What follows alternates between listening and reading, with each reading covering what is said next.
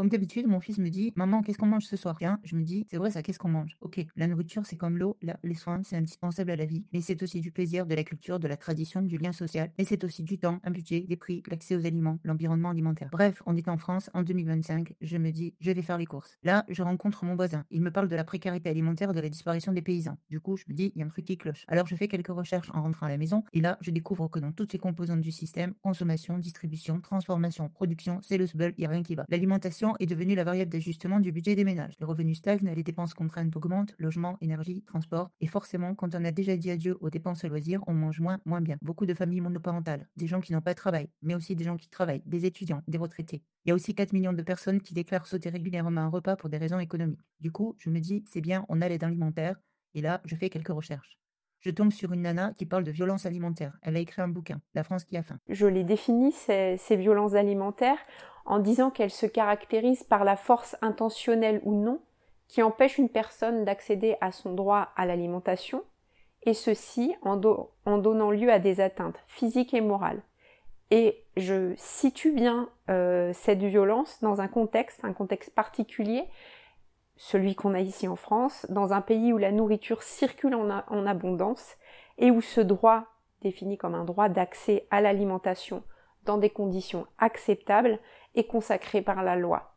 Donc on a ça dans la loi de modernisation agricole. Les violences alimentaires, en gros, c'est l'injonction individuelle à bien se nourrir dans un environnement qui ne le permet pas. Et sur les écrans et les rues, des pubs pour la bouffe, des pubs pour l'alimentation saine, des pubs pour la santé. Et pour les personnes qui ont recours à l'aide alimentaire, c'est encore pire. Parce que pour elles, c'est une alimentation contrainte, souvent composée d'invendus, de dates limites, de produits ultra transformés.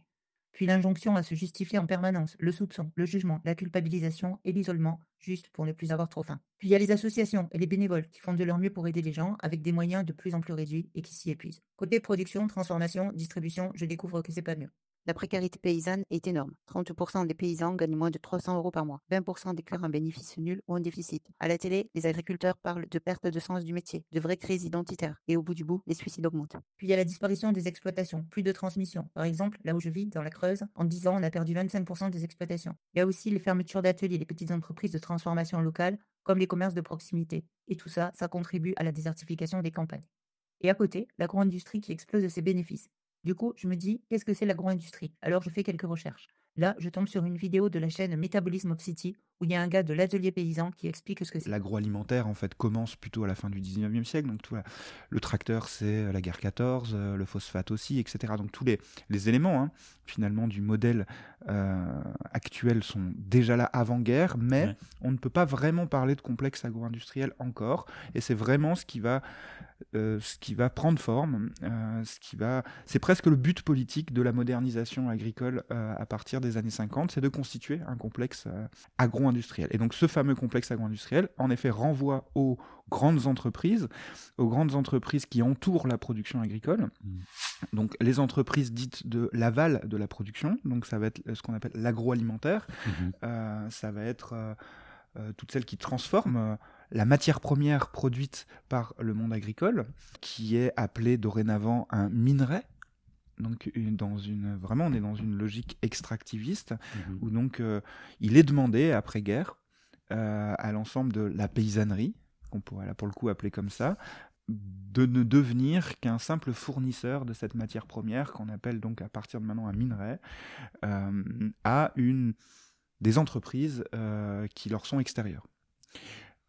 Et qui, ça on pourra peut-être développer après, mais qui le font évidemment à leurs règles, à leurs standards, à leur format, à leurs exigences, à leur volume.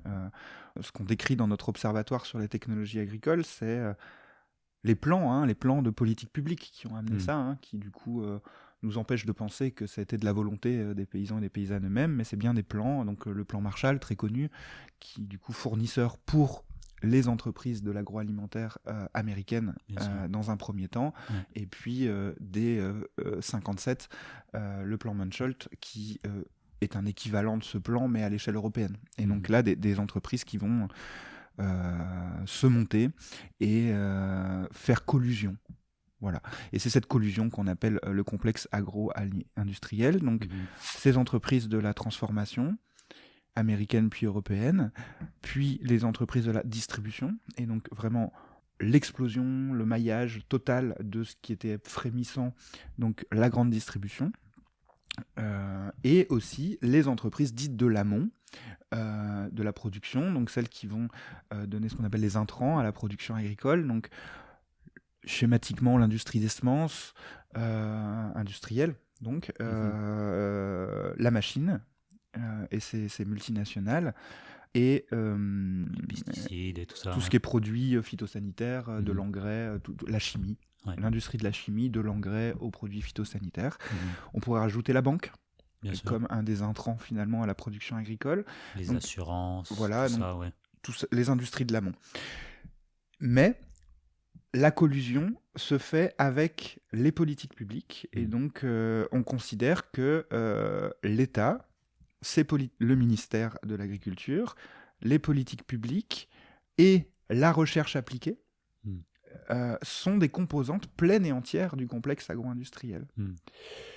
Et à cela, il faudrait rajouter, depuis 1944, la FNSEA, le syndicat majoritaire, la direction de la FNSEA, l'appareil de la FNSEA, et l'ensemble de ces satellites qui comprennent les chambres de l'agriculture, la presse agricole, une bonne partie de l'enseignement, qui sont des composantes pleines et entières. Alors, l'enseignement, je mets des bémols. Du coup, je commence à comprendre. C'est une poignée de multinationales qui décident de ce que l'on produit, comment on le transforme, ce qu'on fabrique, où et comment on le vend, avec l'appui des pouvoirs publics au travers des politiques agricoles. Puis l'objectif de l'agro-industrie, c'est le bénéfice maximum, pas alimentaire ni sanitaire. L'alimentation devient un moyen de gagner de l'argent, beaucoup d'argent.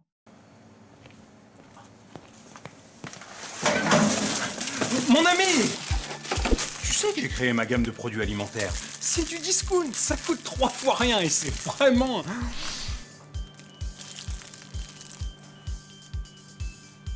Ça se laisse manger. Hein. De toute façon, le but, c'est pas que ça soit bon.